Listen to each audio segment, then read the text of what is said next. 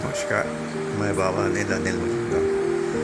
आज मतलब आज के कल परसों रात में मेरा एक शिष्य मनीष बिहारी, वो महाराष्ट्र के, वो बसे मुंबई में रहता है। मैं मुंबई के किसी शमशान घाट में उसमें डाकनी महाविद्या के विद्या को जागृत करने की कोशिश की और उसने मध्य रात्रि से रात के 3 बजे तक पूजन किया। उसके बाद वो अपने घर लौट आया। देखिए, उसी की कहानी, उसी की जवानी, ये सब उसने मेरे मार्ग निर्देशन में किया है। यानी कि मंत्र से लेके और कैसे कि विधि विधान सामग्री सब कुछ मैंने बताई है ना।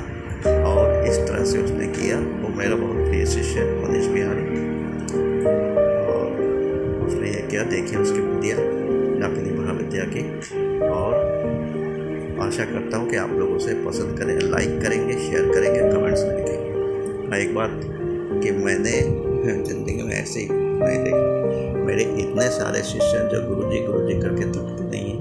एक मैंने ज़रा सा मेंबरशिप के लिए कहा तो उसमें से सिर्फ 2 ही लोग आगे आए। सबसे पहले राजकुमार मिश्रा, उसने 10 मिनट के अंदर मेंबर बन गया मेरा। दूसरे हैं हमारे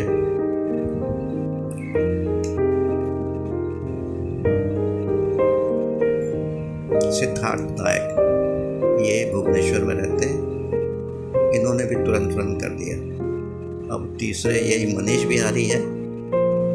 ये तो पता नहीं चूतिया बना रहा क्या, ये इतना आज तक नहीं किया।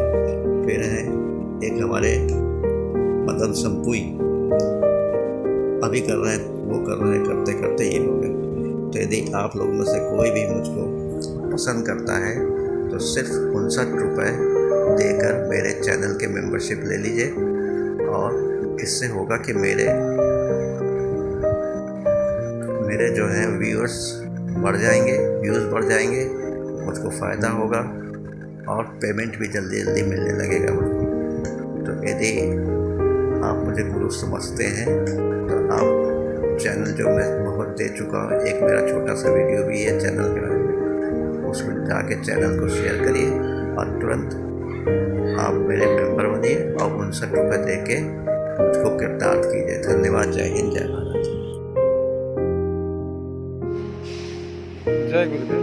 गुरुदेव, रात के इस समय 3:30 बज रहे। आज मैं आपको डाकनी महाविद्या, जो ग्रामीण पद्धति यानी ग्रामीण तंत्र में जो किया जाता है, वो बता रहा हूँ। इस साधना को करने के लिए किसी भी अमावस्या, पूर्णिमा या नवरात्रि इसमें किया जाता है। ये साधना फलीभूत होता है, पर साधक का दृढ़ निश्चय होना चाहिए। जो ये उन साधकों के लिए है जो संसार में साधना कर चुके हैं या कर रहे हैं, उनके लिए। तो इस साधना को करने के लिए हमें 3-4 चीज़ की ज़रूरत पड़ता है।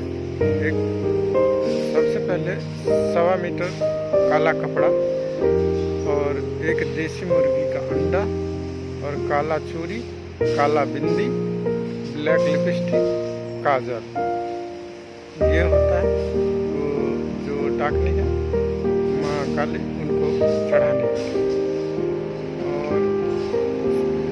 और उसको चढ़ाने के लिए ये सामान हो गया। फिर उसके बाद जाप 11 माला करना होता है। तो साधना जो होगा उसका विधान इस तरह से, काला आसन, काला वस्त्र यानी टी-शर्ट, काली हकीक की माला या रुद्राक्ष की माला। मैं रुद्राक्ष का दान किया, रुद्राक्ष चला। तो और इसमें 3-4 तरह का लकड़ी होता है। यानी एक होता है बेर का लकड़ी, दूसरा होता है बबूल का लकड़ी, तीसरा होता है बरगद का लकड़ी, चौथा होता है पीपल का लकड़ी और 5वां होता है आम का लकड़ी। इन सब इसमें देखो, मेन चीज़ जो होता है बेर, बबूल और बरगद, ये 3 चीज़ का लकड़ी होना बहुत ज़रूरी होता है। बाकी 3-4 लकड़ी हो गया, बाकी कोई भी सूखी लकड़ी मिला देना हवन करने के लिए। तो जैसे हवन में जो रहेगा देसी घी रहेगा, चीनी रहेगा, गोगुल रहेगा और यही सामान रहेगा। मंत्र पढ़ के आहुति देना है, स्वाहा नहीं बोलना है। तो वो मंत्र ऐसे हैं, सियारपुर की खविशनी समुद्र पार है, बैठे हो तो बैठे हो, ठाढ़े हो तो ठाढ़े हो, चलती हो चलती हो, यदि ना आए तो जलंधर फिर। ये मंत्र एक दिन नहीं करना होता है, इसको 11 दिन 21 दिन करना होता है। हालांकि एक दिन में सिद्ध हो जाता है, वो साधक के ऊपर है, जो उसका गुरु कैसा है उसके ऊपर डिपेंड करता है, पर सिद्धि मिल जाती है। विश्वास रहेगा तो काम हो जाएगा। हाँ, लेकिन देखो ये डाकनी है, यदि प्रत्यक्ष आ गई तब तो उनसे 3 वचन मांग लेना। वचन में कौन सा रहेगा? वचन में बोलना यदि तू डाकनी है तो 3 कदम आगे आ। अगर होगी सचमुच तो वो 3 कदम आगे आएगी, यदि नहीं होगा तो वो वहीं रुके रहेगी, खड़ी रहेगी। आएगी तो उससे बात करना, तो बात करेंगे तो बोलना मैं जब भी बुलाऊं तो तुझे आना पड़ेगा, जो भी काम कहूँ उसे मेरे लिए करना पड़ेगा, चाहे कैसा भी हो। बोलेगा दूसरा बोला तुम सदैव मेरी घर परिवार की रक्षा करो, किसी के बहकावे में आके मेरे घर परिवार में नुकसान नहीं करोगे। दूसरा हो गया। तीसरा बोलेगा तुम किसी भी के बहकावे में नहीं आओगे जब तक मैं ना कहूँ, और मुझे सदैव मेरी सिद्धि साधना में सहायता प्रदान करोगे। ऐसा बोलने के बाद वो फिर उसको बोलना कि तुम मुझे कोई निशानी दो। तो जो रिंगण घेरा होता है अपना गोल घेरा, जिसको किलन बोलते हैं, तो अगर वो है तो कोई निशानी फेंकेगा, कोई लकड़ी दे दो या कोई आम का डंटी होता है ना वो दे दो, या कोई ऐसी चीज़ दो। अगर वो दे दिया ना तो उसको काले कपड़े में लपेट के और गुरु मंत्र से उसको बांध देना और बांध के रख लेना। जब तक वो रहेगा तब तक सिद्धि आपके पास रहेगी।